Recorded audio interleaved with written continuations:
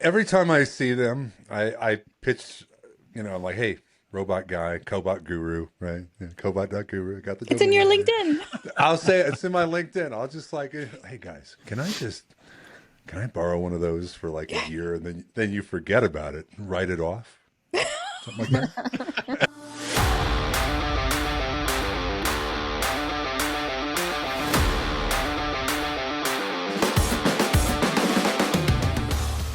Weaving like DNA strands on a fascinating roller coaster of endless learning, experimentation, and discovery of technology, where the destination is not the end and the journey is the most fun. This is the Helical Brew. With your hosts, Mike, Sura, Jeff, and Elizabeth.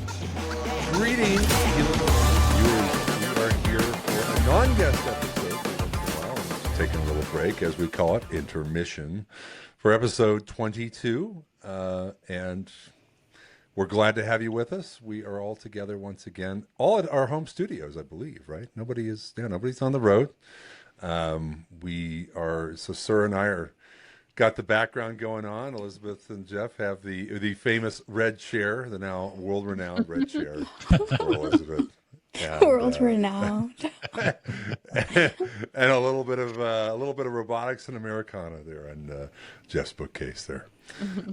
What are the photos actually that you've got behind you, Jeff? Those are things I think I got at like a Hobby Lobby or something. Okay.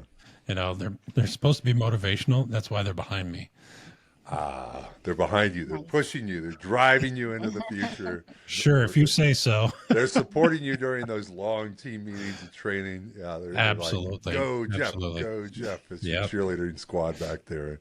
What we thought we'd talk about today and change it up a little bit. Not too much. I mean, we do like to pick a topic and talk about it, but we're just thinking, all the robots that we've experienced over the years and kind of how we got where we are.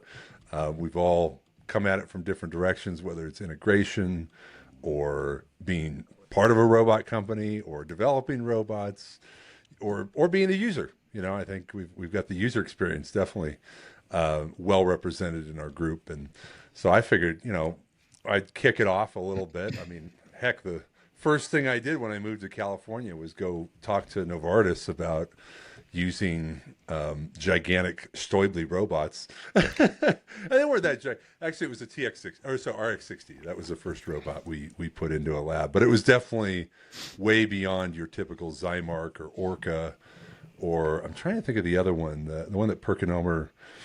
It was Zymark. That's right. It was Zymark.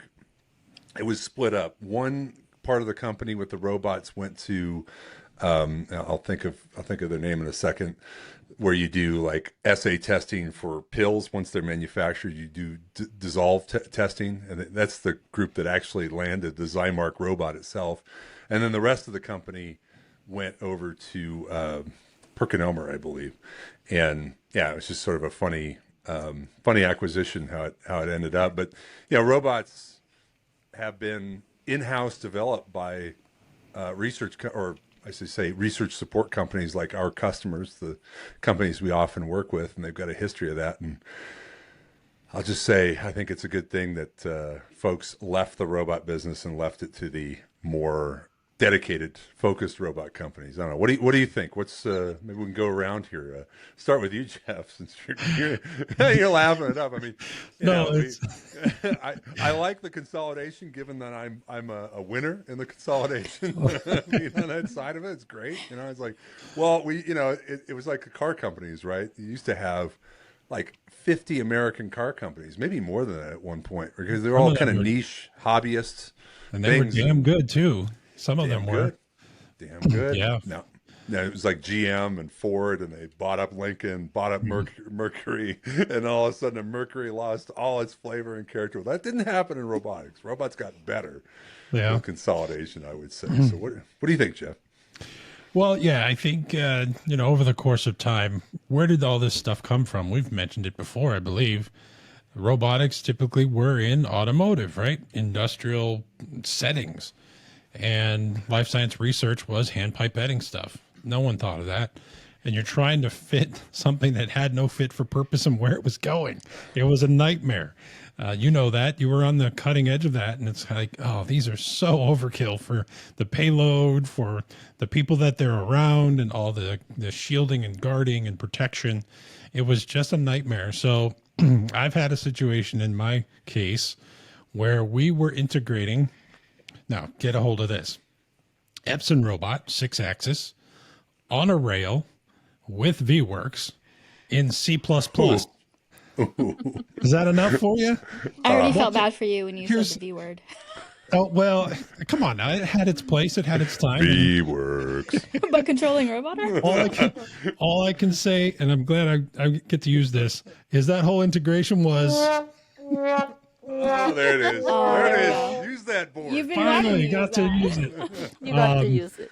I got to use it. So, no, that because first of all, VWorks, God bless you guys, still alive somehow, but It runs Bravos. I mean, it's still it runs that kind Very of well. stuff, and that's perfectly fine. But the SDK per se was with the Dow Chemical Company integration team in Midland. We worked with to do that. Error messages were this long on how to recover from things, and I think we were just trying way too hard to put this into because I was trying to keep the same interface of software, and it was the wrong robot because they were all in on Epson. That's what they always used. So we were stuck with Epson, and it just didn't work very well. Yeah, robot loyalty was a big thing. It still is to some degree, and we're glad for that. Still glad for that. But there is always the question of when you're talking about a paradigm shift in terms of the type of robot being used, that can kind of get in the way if there's a loyalty to a particular manufacturer for whatever that doesn't make something that's as relevant as maybe it used to be. I mean, high throughput screening, you could kind of justify some of these bigger things or industrial arms. But outside of that, I mean, if you get the reliability and you don't necessarily need to have the big heavy duty machine with the programming environment that wasn't really optimized for the lab, that it tends to become more of a challenge. And then integrating it with software that comes from a completely different place than that robot was intended for, like automotive PLCs. Trigger driven, soft trigger or hard trigger. Either way, usually it's all soft trigger over a Modbus or something like that, or actual command integration with the PLC. Either way, you're kind of in a different space when you're talking VWorks or something like that. VWorks is a program that runs on a PC. You're having to tie it into a robot in a very specific way. That's, could be a lot of work for every time you do that. You might have to actually modify that interface, that driver, for every deployment you do. Yeah. And, but then again, that can drive standardization. It's like, well, look at all the work we put into this. So we don't want to change it now. We've now got 2 years invested in this machine. We absolutely don't want to touch it. So I get that too. Well, that system saw production one time. Just one time. Ooh, ouch. Yeah, I mean, without any kind of serious hiccups. Yeah. But that's my albatross. We all have an albatross. That's one of mine, unfortunately. Yeah. Elizabeth, you got a success story. Actually, I think both Sura and Elizabeth can speak to a success story of using robot arms. But have you worked with any other arms before that one, Elizabeth? Yes, so Paul used to, I think he integrated a couple of Mitsubishi robots before I came into the company. Then he made a switch to Stably because I guess he had a good partnership with them.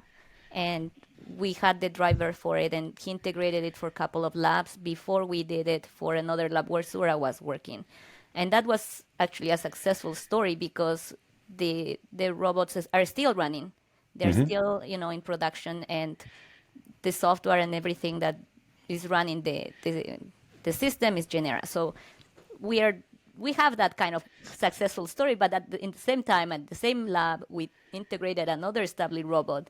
And initially, to set that up was really a bad example of we got a bad crash and the grippers got damaged. And, it was kind of like the new people and the new engineers that joined our company, they were more familiar with Precise. So they did not have a lot of experience with the Stably robot. Yeah. And Sura, you were a user of that system for some time. She's muted. I think you're muted. Maybe. Good. I said I can't take credit for that build or bringing those robots in because the whole infrastructure was there when I got hired. But it was very unique having these Stably arms on each corner of this massive build working in conjunction on these small, tiny microtiter plates. So it was definitely a novel thing to see in a lab automation lab where I'm used to seeing precise arms or integrated robot arms as part of liquid handlers, which is mostly what scientists get to work on, right? Or just here's this liquid handler, it's got like grippers attached, go wild. So seeing that as my first integration full of Stablies was fantastic. And Genera did a really good job working with arms like that, especially with the external teach pendant. Those commands were really hard to negotiate between the teach pendant and a third-party scheduler, and I think you guys nailed that. Yeah, that's great to hear, because I mean that was really the secret to making it easier to use. Is I know at GNF they spent a lot of time on that as well, specifically the teach interface and the whole workflow, so that a user could be trained on it reliably. It wasn't overly complicated, and bringing in all those other aspects. And jumping over to the other side, I have to say I do enjoy the sales pitch of like, well, you want me to teach this PF400? I just grab the teach plate, put it in, and drop it into the nest, and then go click the button on the screen. You know, it's like, oh, where's the teach pendant? It's built into the software, like Genera, right? Yeah. You can use it. We did a whole webinar on the Genera teach pendant, right? So yeah, and that's kind of why I even met you, right, Mike? You had like the Precise Arm SLAS, and you were doing like QR teaching, and I was like, oh, what is this? Because teaching those Stably arms, two engineers with different angles, and if you messed up, it had to go straight up, and it was like taller than you, and you're on your knees trying to get it all precise. And here you were at SLAS, there was no enclosure of any kind, and it was just following these QR codes and learning to teach itself. It was amazing. Oh, I bumped into the robot. No big deal. Yeah. Don't do that with us, Toivoly. Yeah. Yeah, that's right. I do remember that. And then we used to have a very simple setup at the, as a booth. We do a 10 by 20 or a 10 by 30, because all you needed was space for maybe a robot on a rail and a couple of the standalone arms. And, Brian and I would just battle it out for which robot we were going to use for our discussion. Yeah, I think you were the biggest thing in that booth. I'm like, oh, geez, both Brian and Brian, because we had two Brians at the time. We like, you guys are tying up the robots, so I just take the visitor and go over to another booth. We talk about the robot there. Yeah, definitely different from the huge bricks thing you guys have now. Sorry to interrupt, Elizabeth. That's okay. No, don't worry. I remember Paul finding out that there was that solution in the market with Precise, and he immediately said, I'm going to approach them. And he didn't waste time. He got in touch with Brian, and that's how the partnership started. And he said, there's no brainer to adopt that robot as our own solution. Yeah, I think you were the second, or Redistov was the second introduction Brian made for me when I went to SLAS 2014. The first was Marcel over at Lab Services. So I met with Marcel. He's one of the other tall people in the industry, right? You can't miss Marcel. And I haven't seen him in a while. He's retired now. But and then we jumped over to Redistov to go see the booth there and met with you all. So, but that's the first thing I did when I joined JSAT Automation, is seek you out to see if we can do a partnership as well, right? Because coming from lab automation, Precise is everywhere. And even though we have like an industrial robotics division that uses arms like UR and other industrial robotics arms, for lab automation specifically, I think you guys excel. How about maybe speak to that, sir? Because JSAT's got a unique perspective. When you go to all the vendors we see at the SLAS show, and they're all going after different projects and whatnot, but they're generally microtiter plate based. But JSAT's doing a lot of things outside of that. It's where these industrial robots get used. Maybe speak to that a little bit. Yeah, I mean, JSAT as a whole has different verticals, right? So they're the engineering consultancy that covers a lot of different fields. Because I had the laboratory automation, industrial robotics, I deal more in lab automation and industrial robotics. So I find that there are different needs there, and there are different software that associates with the different hardware requirements that customers or clients have, right? Some lab automation vendors just don't have the drivers to deal with the industrial robotics. So we have to kind of tread that line where we have an expertise in lab automation for the lab automation space, but we have to also service the industrial space and these two things don't necessarily converge, right? Many people don't have the UR arms, for example. Well, I've discovered like vendors like ReadySoft and other companies have Stobly drivers. So it's just one of those things where it's like, okay, I need this application, and we're vendor agnostic, right? So how do I meet their needs while still being in the space where maybe they don't have a driver, right? So we end up programming some of those ourselves. Mm-hmm. Well, they're lucky to have you because you've got a background that you can kind of know which pieces work together well, right? Because that's part of that is like, you could try plug and play and say, well, yeah, we want that piece of software in this robot. Well, that's not always the best way to go. I mean, you can have that feedback immediately to say, well, I would go with this or I would go with that combination. Yeah. And most clients are open to that conversation, but definitely some have their preferences, especially if they have things already in-house. And you have to be like, okay, how do we make this work with what you love and what you have and what you want to grow into? Which I'm sure is something Elizabeth runs into also. Yes, for sure. And one thing that I've noticed is the last year or 2 years, we've seen presence of other manufacturers like ABB, Macademic, that are physically at the show as well, showing their solutions and building partnerships with other vendors as well. So they are not new companies, but newer to the industry. So it's interesting to see how they're going to take what they bring in terms of collaborative robots as well. To how it's going to integrate with our solutions. And Macademic is interesting because they're new in the lab automation space, right? Until, we'll use them, Will Serber, a past guest on our show, on the Zymergen carts to kind of hand off to the Magnum Ocean rails. You weren't seeing them in that capacity because they are a robot. They're not a cobot, right? And there's a lot of things you have to consider when you use them. Mm-hmm. They're so small. Yeah, I want... Every time I see them, I pitch, like, hey, robot guy, cobot guru, right? Yeah, cobot.guru. Got the It's in your LinkedIn. I'll say it's in my LinkedIn. I'll just like, hey guys, can I borrow one of those for like a year and then you forget about it, write it off? Something like that. They did a demo at the office for us last week, and he literally pulled up this case that could fit in the overhead. And set it up, and it had its own Thor Labs breadboard, just tied it in and had it moving. Mm-hmm. And constantly, to your point, Mike, is this is a robot, not a cobot. Yes. Yeah. Yeah, well, I mean, but hey, it's small enough. Worst it could do is break your pinky. It's not the end of the world. It's the pinch points, I think, that are the problem on that one. Yes, right? That's true. Yeah, you don't. Those are still harmonic drives. They might be small, but they'll get you. They'll get you. Yeah, it's just shearing with a harmonic drive. You're not going to like it.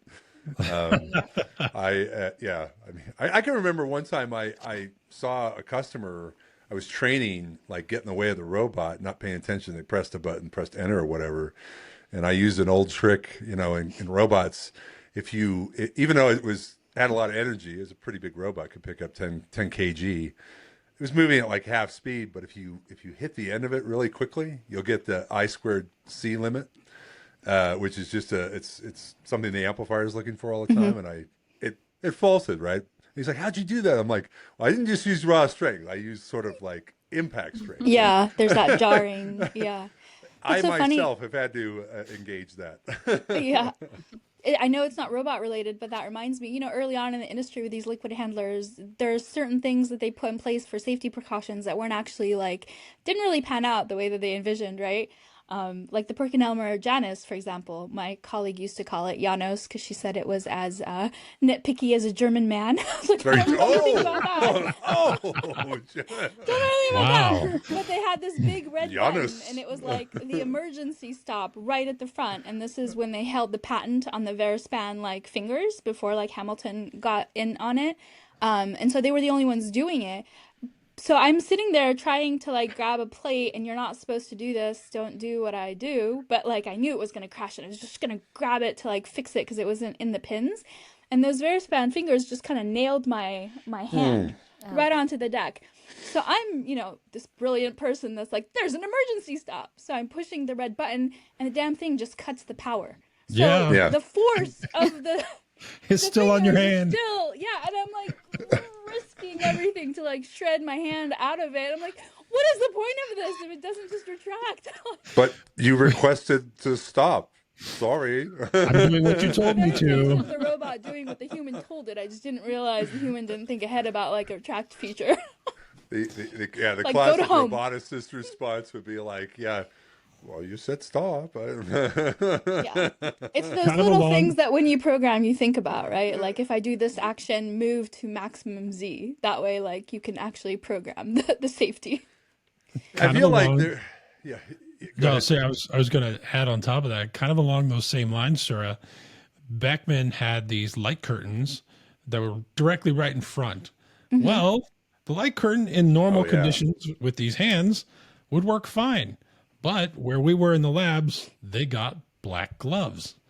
You put your black gloves in, it's like, Yeah. there's nothing triggering this light curtain. So Yeah. they had to get And you all can the black gloves override it, out. right? Wow. You just go duct Yeah. tape on them too. Yeah, Like, we something had like that. cool black Duct tape. gloves, and it didn't do anything. Duct tape is the answer to everything, Mike. Everything. Gosh. My daughter has a shirt that says silence is golden, duct tape is gray. That was I remember that was the difference between Cat 3 and Cat 3E or Cat 3. I can't. One of the categories for safety was validation of the manual control pin, like the dead man switch they call it, right? And because the old Adept MV controllers used this sort of boxy, really ugly teach pin, it was terrible. It had this sort of what do they call that? Resistance-based potentiometer, those flat, just where they put a cover on it with all the labels, and then behind it was like this little switch system. Anyway, they weren't really buttons, but they're just sort of these soft keys. And they were famous for, you walk in and see one of those things, you see a tie wrap around it. I'm like, what's a tie wrap for? It was being permanently held together with the mount that's supposed to go on the wall. You're carrying it with you now because Oh my goodness. it essentially bypasses the dead man. So when you're manually teaching the dead man, and they created the new standard such that, well, you can't just leave it wrapped up. The software actually looks for an on-off before validating it to say it's okay. It's really being held by a person. It's not being tie wrapped. And, But that's in the early days of the industry. I think that's what happened was things were getting created outside of like how people were using them. That's why I like what Brooks does, because you guys are constantly innovating around the feedback you're getting from the field. So everything that you're making, it feels like, how Apple just kind of anticipates it.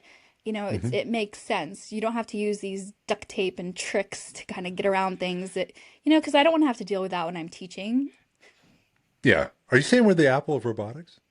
All right. I was checking. I was going to ask, I didn't know that you could submit a ticket issue in software, which is a workaround. I just want it to be a workaround. I don't care what you have to do, just a workaround. Label it as a workaround. No, As a workaround. Yeah. Well, since we're on robotic arms, I wanted to ask you, Mike, and get everyone's opinion. Honestly, we saw this at the show with new entries coming into the market coming from China overseas, which hadn't been seen before. And we're getting some that are now integrating, Elizabeth and I, as far as a customer is concerned. And I just wanted to get your takes on how quickly, because again, we're talking about price point, I'm sure. I know that was the case with this one customer. It was uber cheap. Okay, that's fine. That's their right to buy that. But how you feel about those now entering the market? Sure, yeah, I can start. I mean, there are some that are inexpensive entering the market, and there are also some that are not inexpensive. I think it's worth pointing out, especially at the most recent SLAS event. I wouldn't consider ABB cheap No, in not at any way, all. shape, or form. Those are not cheap. They're on par with pretty much most of the other robots out there. I can think of a few exceptions in the six-axis world, but for the most part, they're on par with a typical robot that comes out of Europe or the States. But and then there's the really inexpensive ones. But you know, as somebody who's been involved in developing robots, there's some automatic takeaways. You can say, well, very likely they're using, an inexpensive drive, system, an inexpensive motor system. So, really inexpensive motor requires amplification, right? It requires a gearbox of some sort to get the torque required. So then you can kind of back calculate and says, well, how good is the free teaching if you're having to do it through a gearbox, right? You've got this reflected inertia now of an actual harmonic drive, which was never really intended to be back driven much, right? A harmonic gearbox is not really a back driven optimized thing. That's what made the Stoiblies so different. Stoiblies have gearboxes, but it's not harmonic. It's a cycloidal, and it's a very unique gearbox, but it's more expensive to make a cycloidal. They also last forever, as long as you don't let the oil sump dry out. That thing, it has indefinite lifetime. It's like a 1970s, 80s Mercedes. It has no limit, right? Except for rust. It's just maintenance. Yeah, rust is one thing, but like the engine in the old 300D, I mean, it's like you can't destroy it, like unless you let the oil go out. Like I said, that's the only thing that's going to get in your way, and I think that's true with these robots. Then you go down to the cheap end, and we destroyed a harmonic drive on a Denso with a small crash. It wasn't even that hard, right? And it was a little tiny Denso. It was a little bit bigger than the Mechademic, but not much. And this thing, we cratered it. We had to send it back to Japan to get it repaired. That's how bad it was. And Wow. yeah, exactly. I mean, just a little. What was it trying to do when it crashed? It just it was didn't have the interlock set up correctly with a device, and it was something that was in the way of the robot, and it cratered joint one, just as the thing was swinging around. And when I say cratered, I mean it locked it up at first, but then you pull on it hard, and then you felt this huge backlash in the thing, and the motor wouldn't turn anymore. But that's when I see that stuff, it's like, well, I mean, at the end of the day, it's what kind of value are you looking for in a solution? And the robot is actually not a huge part of the cost in general. So if you're taking, let's say half the price of the robot on a system that's $250,000, what is that really? And is it worth the risk, right? Is it worth the risk of the lower end, lower quality design? I mean, it's the same thing, an argument that's been used in the cheap solutions that have been available for years, like remember the S Lab? I don't even know if they make that anymore, but the Twister, the S Lab. I mean, these were, things that the manufacturer could use to kind of get into something homegrown from within the company, like PerkinElmer or at the time PerkinElmer, I should say, and PAA. It's not PerkinElmer anymore. That name's gone. Well, it exists, but it's like I just remember hearing from Revity like how fast they had to change the name. Like there was you notice like everything changed. Like the name PerkinElmer disappeared. Same thing happened with TTB. Sorry, I'm going on a tangent there, but remember TTB Lab Tech? Yeah, like legally that had to disappear. Like, That changed real quick too. Yeah. And like when they have to do a branding change, it is quick. They just sorry, that's got to go. And anyway, but going back to that, I mean, they have these homegrown solutions. They survive. They're not high volume, but they survive because they can do the single instrument jobs pretty well.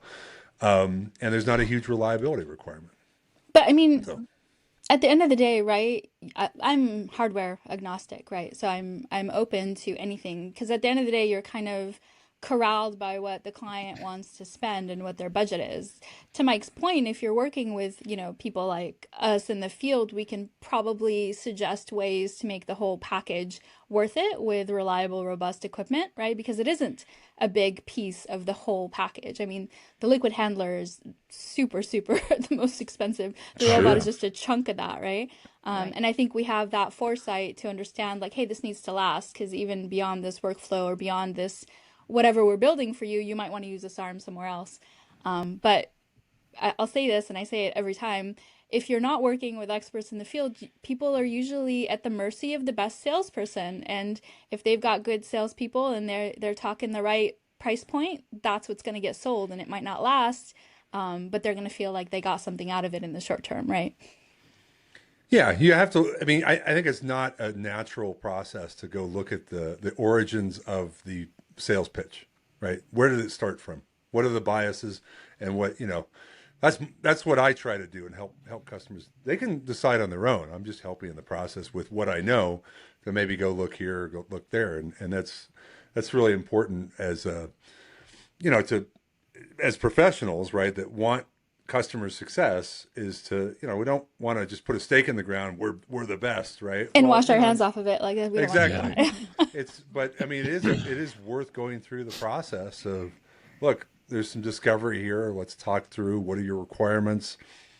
Is that product going to meet your requirements? Here's why ours might be a better choice, things like that. But I think, and using the resume, nothing beats the resume. When you see a product or hear about a product that's getting the job done day in, day out, it's hard to argue with that, right? You can speak to it all you want, but when it's out there and you've got evidence of it being successful, that's the best thing you can have in general.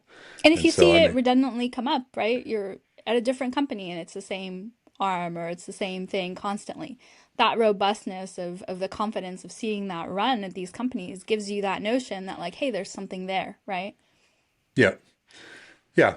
And we all know there's the quirks and instruments, it's like, you can have quirks and robots too. And it's like, I think companies have gone through that process. It's like, let's get the quirks out. These are the things that are, when somebody talks about the instrument, they go, well, just watch out for this. It's like, well, let's react to that. I think, as you were saying earlier, Sura, right? Being reactive to what your customers are saying. I mean, the leveling feat in the PF400, that was one of the best customer feedback stories I can think of. Somebody was like, hey, could you just put some leveling tabs, 4 screws, just 4 screws, next to the screw holes at the bottom of the robot. And next thing you know, it's like, everybody's like, oh, the leveling this thing is great. Are those optional? It's like, no, it's standard on every robot now. Well, yeah. Customer came by and said, could you do that? And we did it.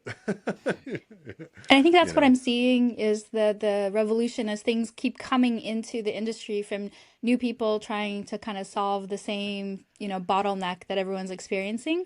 You see the ones that are successful are ones that take that customer feedback, what's going on in the field, and make it part of what they're selling, right? Like, this worked for this customer. People are saying good things about it. I'm going to have it come standard. Like, that's something that we need, or, the clients need to not have to think about, right?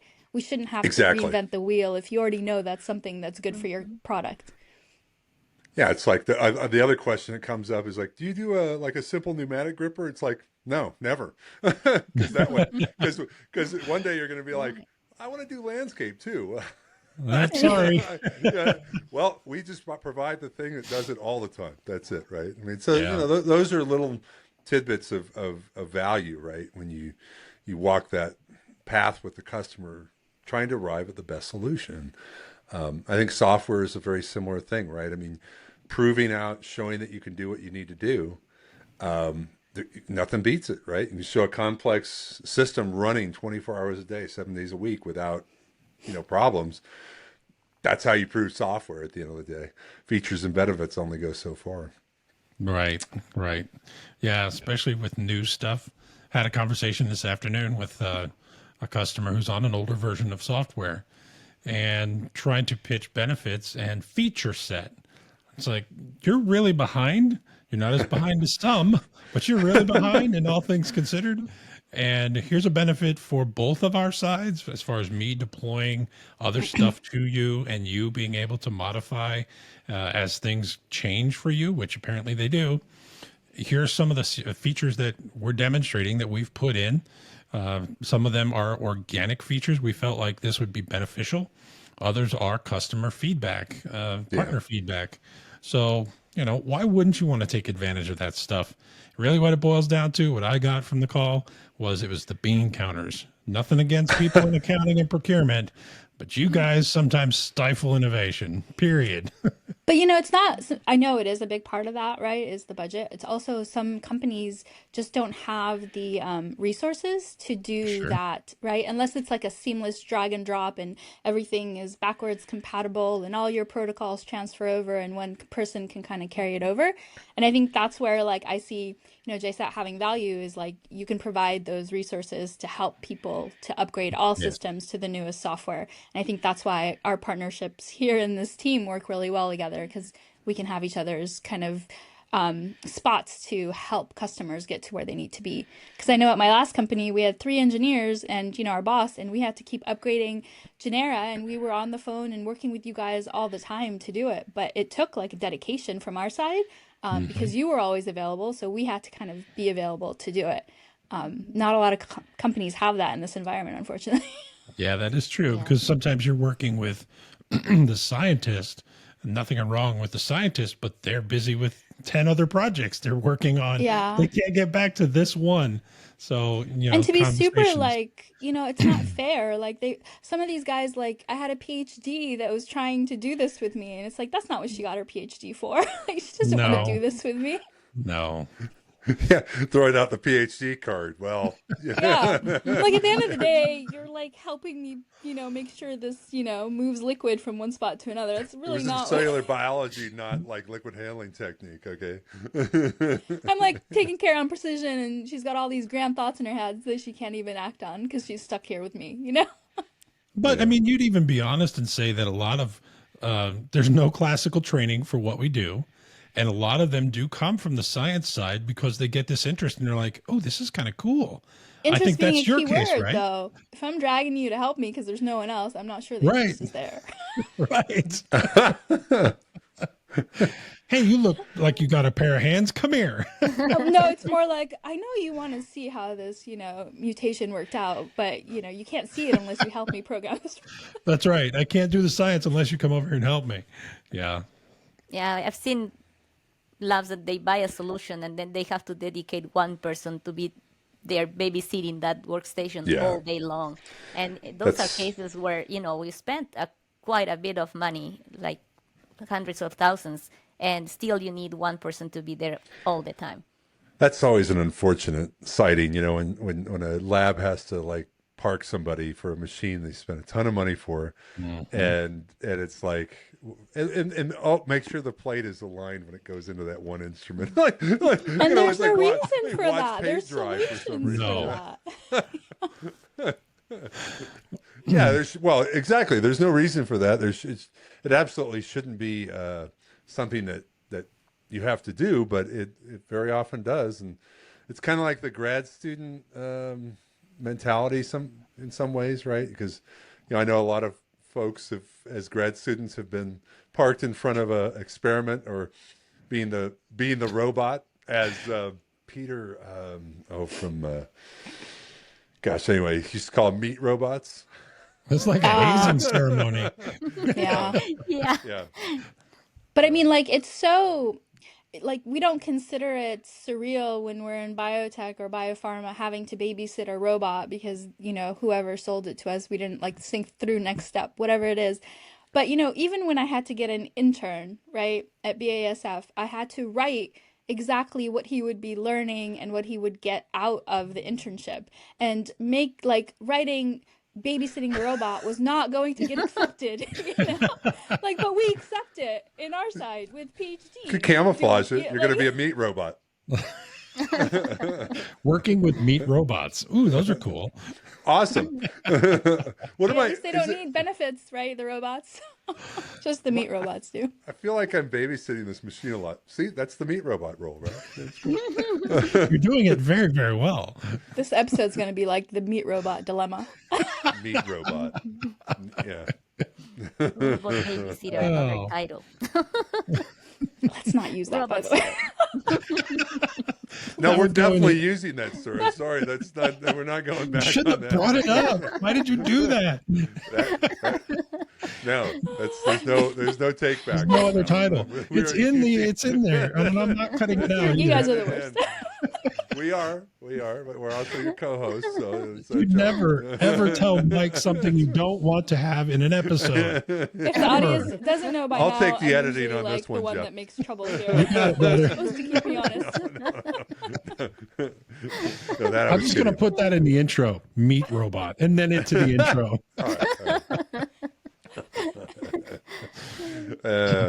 Anyway, no one wants to be a meat robot.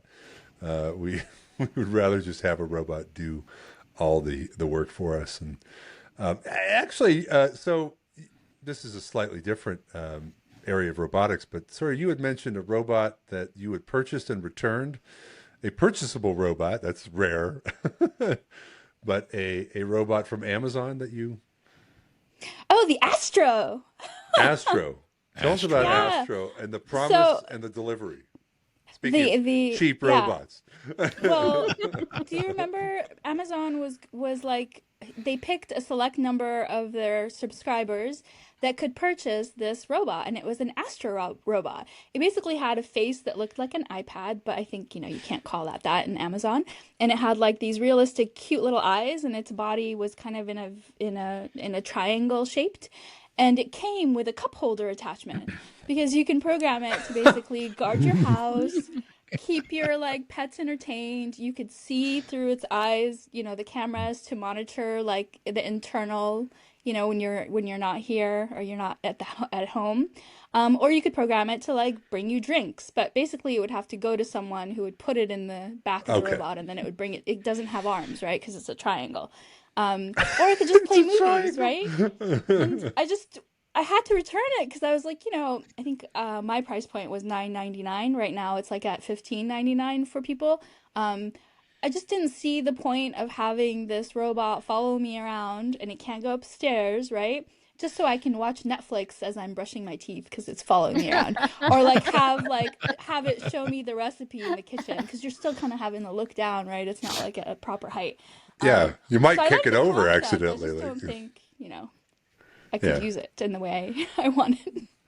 It's following you around, jumping up and down like a Jack Russell Terrier. Yeah, but the robot that Stably that Jeff pointed out was debuting in 2026 has the same exact shape as this robot. Oh, the triangular shape.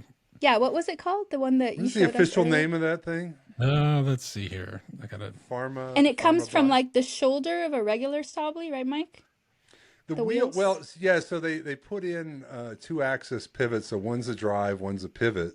So you could get a swivel action on some of the wheels. But what was fascinating is they have multiple wheel configurations for this thing. So I imagine the price point changes because some of those are using like shoulders of TX60. So you think about the base 2 joints of a 6-axis robot.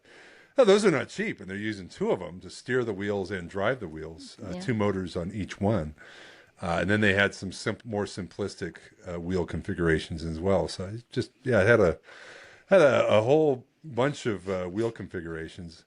But what is the dimensions? Because it looks super small. Like what are they selling? Those shoulders are probably 8 inches wide, plus the wheel probably 12 inches. So you're talking about a foot, I'm guessing, for each of the wheels. That thing's at least 3.5 feet wide, I'm guessing. Oh, here's the shoulder thing, Mike. Yeah. See that? I know what that dimension of that thing is roughly, right? And It just self-replicated right in front of us. It's self-replicated. You should pull up the Astro on another tab so we can compare it. I mean, they're Obviously, definitely going this after... is, for a much different purpose, but it just reminded me of it. So a lot of their I'll R&D in that machine, I can see why they went with the joints off the robot, because there's a ton of R&D behind the actual seal. If you're going to do a SteriClean application where the thing's going to get, oh yeah, well, okay, It literally does that. It just follows Yeah. you around, like, and it doesn't Look at have a those- good like pivot point. Those so it big can get ass stuck. wheels. Did it have a trailing wheel? I'm assuming in that kind of thing that's sticking out the back opposite the screen, like a Down there. little, like a little caster or something. Was that? I think there's another viewpoint on one of the pictures. Yeah, a I tiny, see it. teeny There's a little, one. there's a little caster, like it's like a little caster on the bottom of my Miele, Yeah. canister vacuum. You But know? it looks like a an canister iPad, vacuum. but it's not an iPad in terms of its like reactivity. So it was just annoying to have something least it that doesn't maybe look could like a be more. trash I but can see isn't, my yeah. dogs attacking that thing very Oh. fast. Oh yeah, That the looks- cat was constantly trying to sit on it. That looks like a DVD door. You slide it in there and it'll play on the screen as you're walking around. Do another picture. Maybe it'll show where the drink tray is. I just thought that was It cute. looks like you could What put a is camera that? up high. So that's how it can guard the house. Basically. Oh. Does that Yeah. extend upwards? That Yeah. moves? Yeah. Okay. Telescoping camera. It looks like a one of those 360-degree cameras from Insta360. Stick camera. Yeah. Scanning. Oh, so remember we were talking about the Sentry robots that are guarding malls, or at least providing surveillance footage for malls? Yeah, this is like your home version of that. Yeah, I see why you. But then they discontinued guard right after, like recently, right? So what was, and now it works with Ring, I guess. Okay. Because remember they had Amazon Guard at one point. Yeah. Yeah. Okay. Yeah. It's But a I far saw cry, that but- Staubli and I was like, oh, the body style reminds me of this thing. Yeah, Yeah. A little bit. probably costs about 100 times more. Probably. Yeah. You put automation in anything and it brings it up a couple grand. I'm gonna guess like 150 grand. If you put that robot on top of that, you're in the 150 territory, maybe. So I don't this know. is Wow. it's being sold as a Stera solution. So do you put plates in the body? Did you get No, this isn't even designed for plates. This is for pharmaceutical QC and manufacturing. So this is Yeah. where you got to do VHP. Essentially, like all those materials, including the wheel material, the blue part, they've got VHP resistance, and Oh, the look at robot that. already is VHP resistant. I like that So- that you could build it up so it can host like an arm. But the Different wheel most options. the most complicated thing to make VHP resistant are those joints. So it makes a lot of sense that they would take an already built component off the robot arm that they've did all their R&D on and use those as the drive wheels, because coming up with a whole new mechanism for that would be extraordinarily Yeah, that's complicated, smart. expensive. Why reinvent the arm, as you will? Yeah. And if, like you said, those joints last forever, or like you said earlier, maybe it wasn't recorded, but if it's going to last forever, use it. It's just repurposing something you've already mastered as far as engineering. Yeah, because they had to go through many iterations on those joints. The seal material was a common thing in the especially in the early days of Stoy, because they get oil leaks, and they had to come up with different labyrinth designs and materials. But hey, they didn't back down. They're like, we will come up with the design, and they This did. is their first mobile design, right?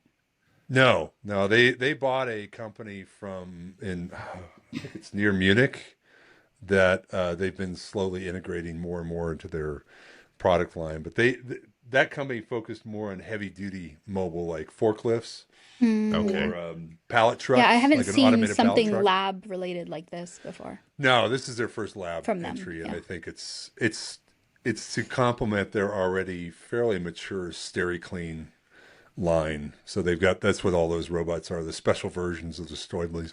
Same basic design as the one you're used to when you were at BASF, except it's the seal material and the outer material. They, I think it doubles the price of the robot when you do that. But when you need it, because otherwise the VHP will just eat up the exterior of the robot over time. So there's the size, 701 millimeters across the front. Length is 804. Okay. Do the math. Yeah. 575 tall. prelim data. Things could change. This is due out in 2026, so we'll see. I wonder if they will have a prototype at Automate. Maybe. Probably.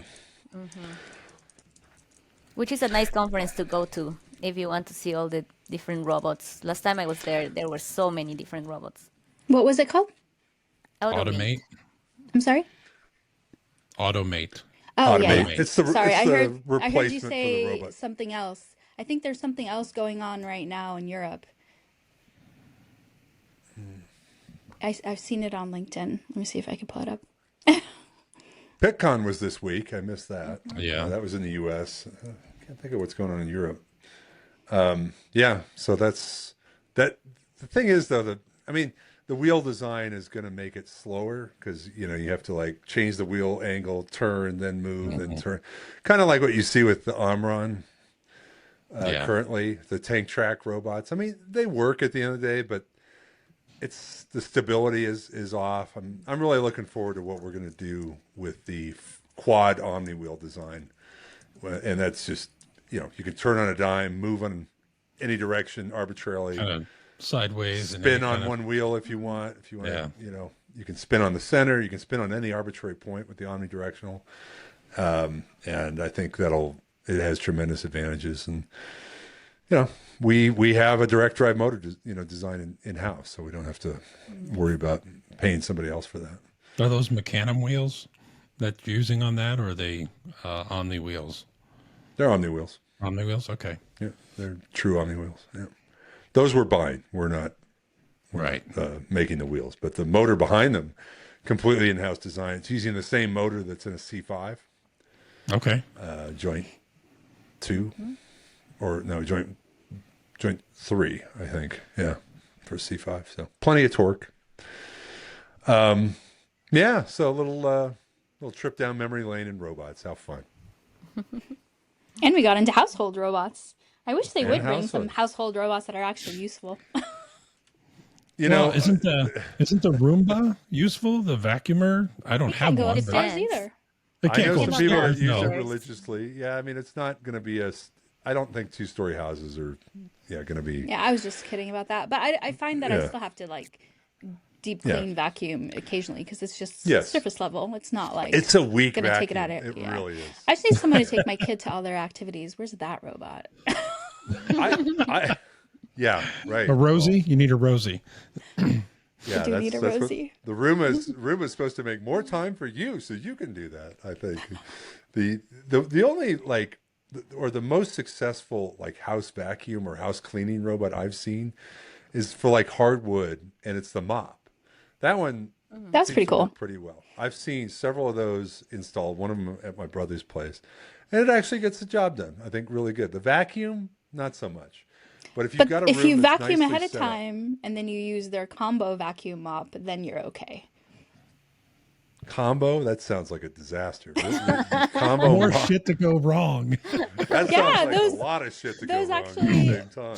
Yeah, that same company that does the God, I forget their name right now. That does the automatic vacuuming has a version that does mopping too. Interesting. So there's a water tank going over your carpet the entire time. That's at all. I guess there's like a bigger water tank that's part of Okay. the Oh yes, it stand, docks. and then it goes gets what it needs, and then it does its. I don't know. I don't have one. It's too expensive. My for me. brother has one that docks. That's right, and it fills up the tank automatically. It's kind of like one of those automatic cat feeders or dog feeders. You know, it's got Those are awesome. the tank, and it dishes out the right amount and all that stuff. It's like looks at the dog like presses the button trying to get more, and it's like no food for you, no food for you. You've had enough.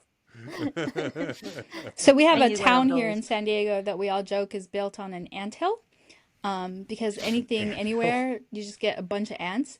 And I had to stop getting my dog an automatic feeder because they found it. And it was Oh. like their supply for the winter. Wow. Oh my. So I if wonder you if wanna- it's some. Yeah, go ahead. Jeff. No, I was going to say, if you want to talk about accessories to a base drive, this Yarbo just came out not that long ago. It has a snowblower, has a Oh, leaf that's blower. hilarious. Yeah, and it's all, it's controlled via a invisible fence. So and you can haul stuff. So it's even kind got of cool. a trailer hitch on it. I know. I want one of these. And it's all through wire, so it has its invisible fence, but you can see Elizabeth, that's what I Canada, Dude, snowblower, that's what you snowblower. need. That's what I need. 100%.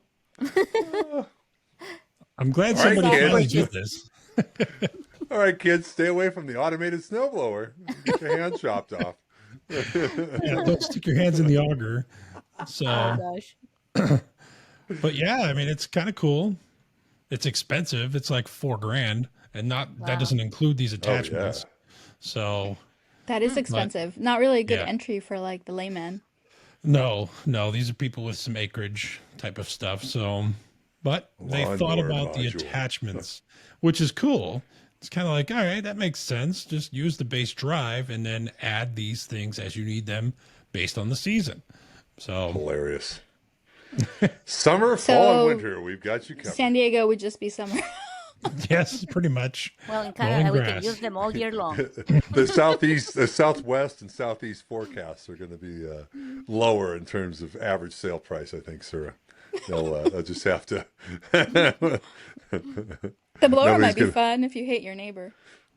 I guess the blower is always useful in neighborhoods, unless you've got like DG and no trees on your land, like they do here a lot of times in Reno. Well, It's been a fun robot conversation. it has been a fun robot conversation. Let's not overdo it, because Let's quit while we're ahead. quit while we're ahead, and we can go off and have our meeting with hint, hint, viewers and listeners. We're going to be talking about our upcoming schedule. New series. Details to be released soon on a certain date, sir. I won't do it. I won't say a certain date. Don't say dates. Sir's got me. Do not use dates and recorded footage of the brew because it just doesn't work. You're committed. Calling myself out here. So with that, let's wrap up. And as always, and I haven't said it in a while, you can always go to helicalbrew.com if you want to see more of our episodes and our upcoming series that we're going to be releasing. And we've got another episode that's going to be released. We just release them as we have them. We actually queued up 2 episodes in a row recently, so that was nice. And we're going to keep, but didn't stop recording on Fridays. So like that, helicalbrew.com, and there you will find our YouTube channel. You can also head over to Spotify and Apple Podcasts if you'd like to just, listen to us and automatically download through either of those mediums. Looking at ways to do other podcast platforms, but it's not particularly easy. Spotify doesn't make it that easy, so right now we're going to stick with Spotify and Apple. But YouTube's where it's at, right? Like and subscribe. Like and subscribe, smash the button, ring the bell.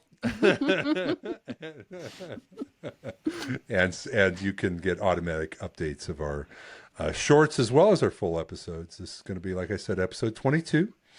And we're looking forward to seeing you next time. But for right now, it's time to go brewing again. We'll see you soon. Thank you for joining us on the Helical Brew. We're glad to have you with us. For more episodes, please visit our website at helicalbrew.com. That's helicalbrew.com.